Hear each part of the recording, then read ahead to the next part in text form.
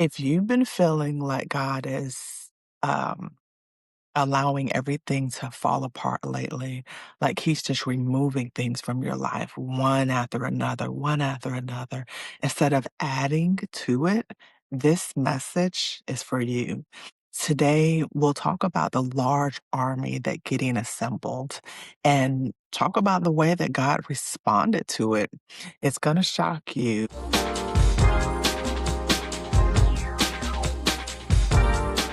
Hey, and welcome back.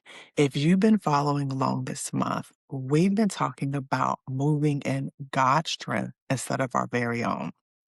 And we've been using Gideon's story to walk through, what that actually looks like and using the life of Gideon to kind of get a better picture of that. So last week, we talked about Gideon hiding in the wine press, and I got your emails and your questions and your responses, and they were great. We'll talk about how God showed up in his hiding place and called him a mighty man of valor. Wow, he was still afraid. And how there's a massive disconnect between how we see ourselves sometimes and how God truly sees us. And hopefully, I hope that you're encouraged by this message and the previous messages. I know that I have been. And hopefully, you'll start to see yourself a little differently, starting to believe that maybe, just maybe, God really does see something in you that you can't see yourself just quite yet. But this week, we need to talk about what happens next in Gideon's story. So last week we were in Judges 6. And so this week we're going to progress a little bit because God didn't just call Gideon mighty and send him off with this pep talk and a pat on the back. And it was like, okay, you got it now. Go do it. After that encounter, Gideon was still he wasn't really convinced, that he was a mighty man of valor. It took one, two, three, four more encounters before Gideon moved forward. And you can read more about that in Judges 6 also. And I hope you are grabbing your Bible and reading along and following along with Gideon's story because it'll help you understand even more if you're able to read it yourself. So let's pick up where we left off. This week, we're going to start in Judges chapter 7. So Gideon, here he is. He finally gets his army together. He's assembled 32,000 men, and they show up. They show up ready to fight. They're ready to fight the Midianites. And for a man who started out hiding in a wine press, threshing wheat in fear, this really had to feel like a great feat, almost probably like a miracle. 32,000 men. So finally, he has what he needs. He has enough soldiers. He has enough strength. He has enough resources to do what God called him to do. What else does he need? He's ready, right? He's ready. And then God says the most shocking thing to him. The most shocking thing. Are you ready? God says, Gideon, you have too many men. Can you imagine? Gideon is about to face an army so large that the Bible describes this army as being thick as locusts, with camels as countless as the sand on the seashore. That's a lot of people. We are talking overwhelming numbers, impossible odds that you could just see them for miles and miles. And God says to Gideon, you have too many men? Hmm. So God tells Gideon, send home anyone who's afraid. Just let them go. Tell them, if you're afraid, go home. 22,000 men leave. 22. How is that for an opportunity to get out while you can? If you're afraid, go home. And 22,000 men leave. Now, here we are. Gideon is down to 10,000 soldiers, and he's probably thinking, okay, this is terrifying, but we could probably still make this work. There's still 10,000. It's still an army. Okay, we can probably still do this. And God comes back and says, still too many. Still too many. Here we go. 22,000 just left. And it's still too many? God makes Gideon take the remaining 10,000 men to the water, and he tells them to watch how they drink. Now, some of them, they're going to kneel down and they're going to put their faces in the water. Others are going to scoop the water up and kind of lap out of their hand while they're staying alert and looking around, while the others have their head completely down. Out of that group, only 300 men lapped the water in their hands while looking around and being alert. And God says, these 3,000 are the ones that are going to go with you. You can go ahead and send everybody else home. You don't need them. Just those 300. Let's do the math here. God reduced Gideon's army from 32,000 men, soldiers, to 300. It's about 99% reduction. I can't imagine what Gideon was thinking. Gideon went from maybe feeling possibly ready to feeling absolutely ready to completely impossibly unprepared. Can you just imagine what he was thinking? I would have no idea. From 32,000 to 300. Now, here's the part we need to pay close attention to, because this is where God tells us exactly why he does this to Gideon. In Judges 7 and 2, it says, the Lord said to Gideon, you have too many men. I can't deliver Midian into their hands, or Israel will boast against me. My own strength has saved me. That's what they're going to say. My own strength has saved me. Did you catch that? So God, he didn't reduce the army to test Gideon's faith. He didn't do it to make the story more dramatic, although it did. He did it because as long as Gideon had a big enough army, Gideon and all of Israel would think that they won the battle. They would think that they won the battle. They would, credit their own strength, their own strategy, their own numbers, and their own effort to the victory. Does that sound familiar? Some things that maybe you and I have done?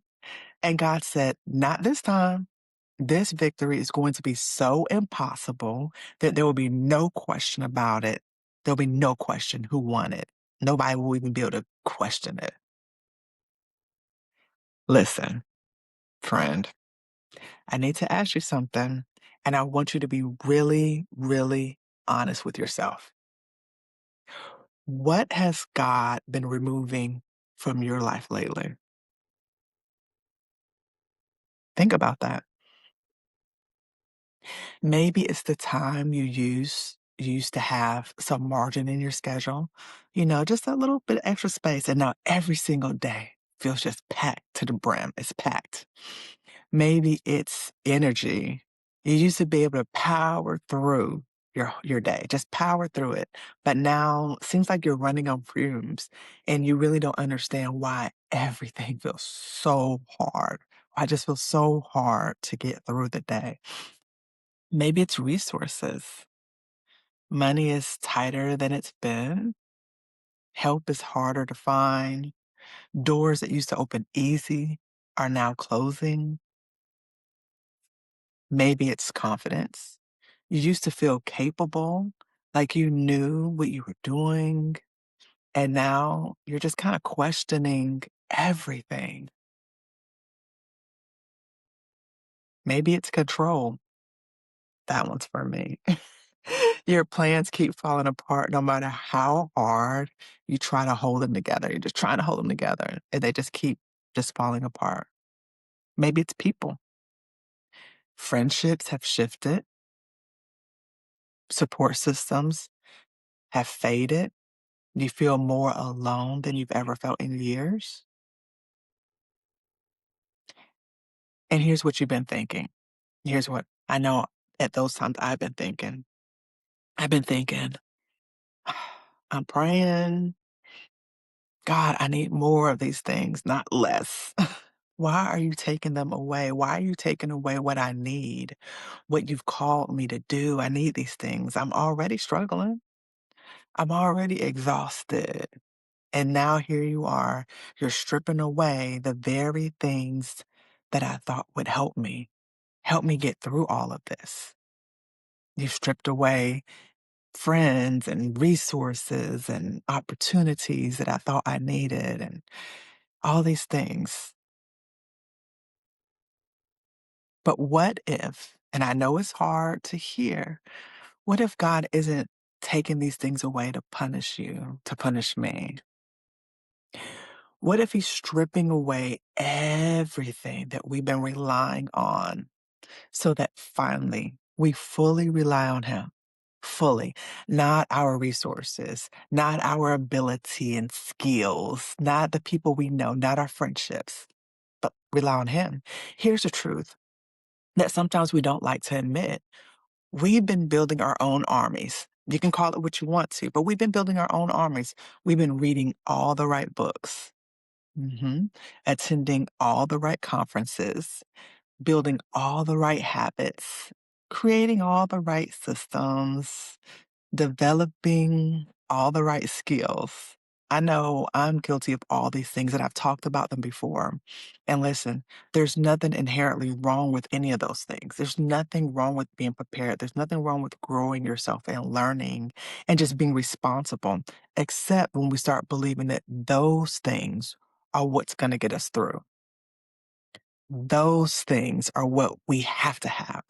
When our confidence shifts from God is with me to I've got this handled. And you might not even say it like that, but you act like that, you walk like that. When we stop depending on His presence and start depending on our own preparation. Yeah, that's when God says, "Ooh, you got too many men." That's when He starts the stripping process. He's like, "Oh yeah, okay.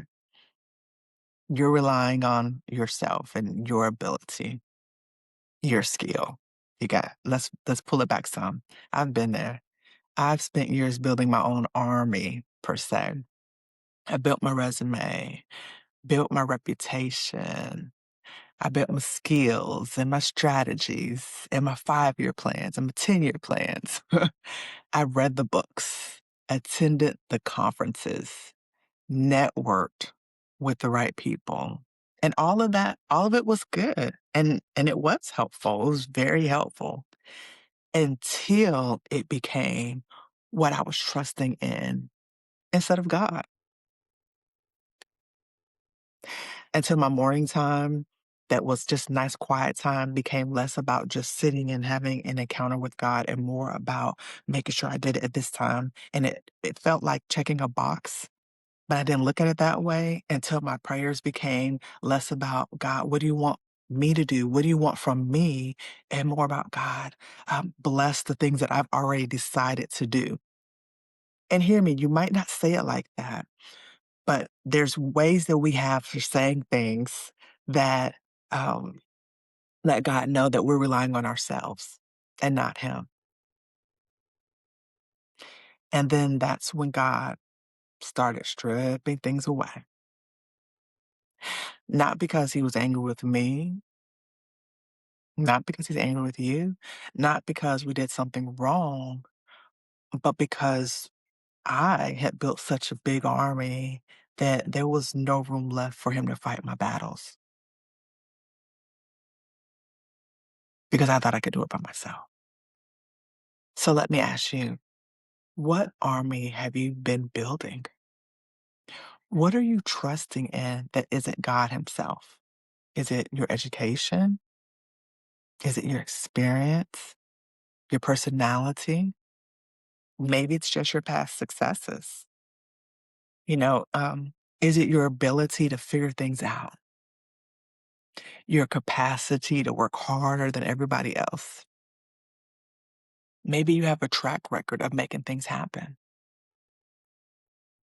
Your reputation, your platform, your influence. Yeah, I know I'm naming a lot of things, but one is bound to land.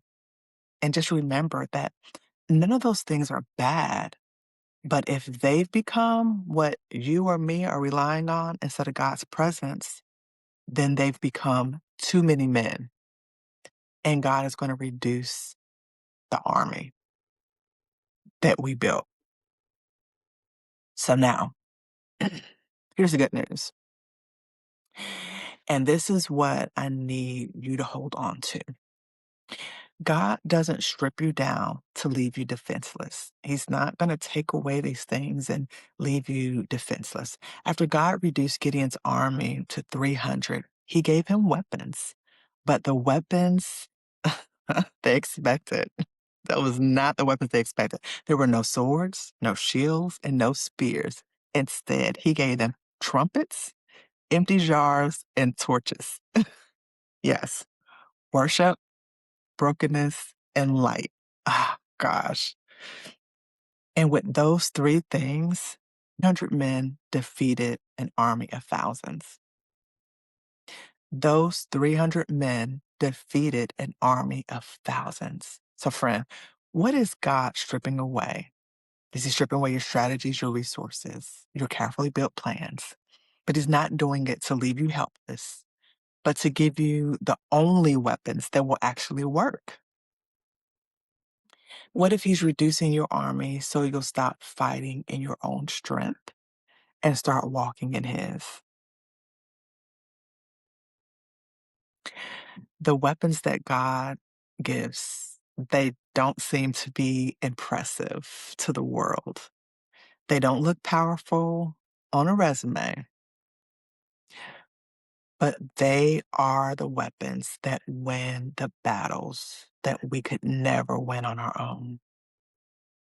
I'm going to tell you what these weapons are: worship, praising God before you see the victory, declaring his faithfulness when everything feels like it's falling apart and may look like it's falling apart. Brokenness, letting go of the image you've been trying to maintain, admitting that you can't do it on your own, surrendering control, just letting go, surrendering control. And the third is light, the presence of God shining through your weakness, through your cracks, through my cracks, through the places where we feel most inadequate. Those are the weapons that terrify the enemy. The trumpet, which is our worship, not our degrees, not our strategies, not our hustle, not any of that. Our surrender and our worship and God's presence. So here's what I want to leave you with today. Today, I want you to walk away understanding that you need to stop fighting the stripping process. I know it's scary. I know it feels like everything is falling apart, and sometimes we don't understand. You keep asking God for more, and God keeps giving you less.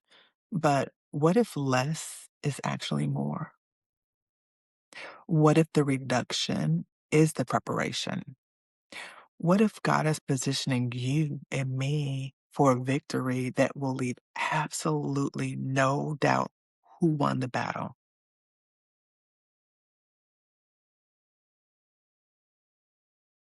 It's all about giving him the glory. So this week, I want you to get honest with God about what he's been stripping away. I know I've been sitting with him.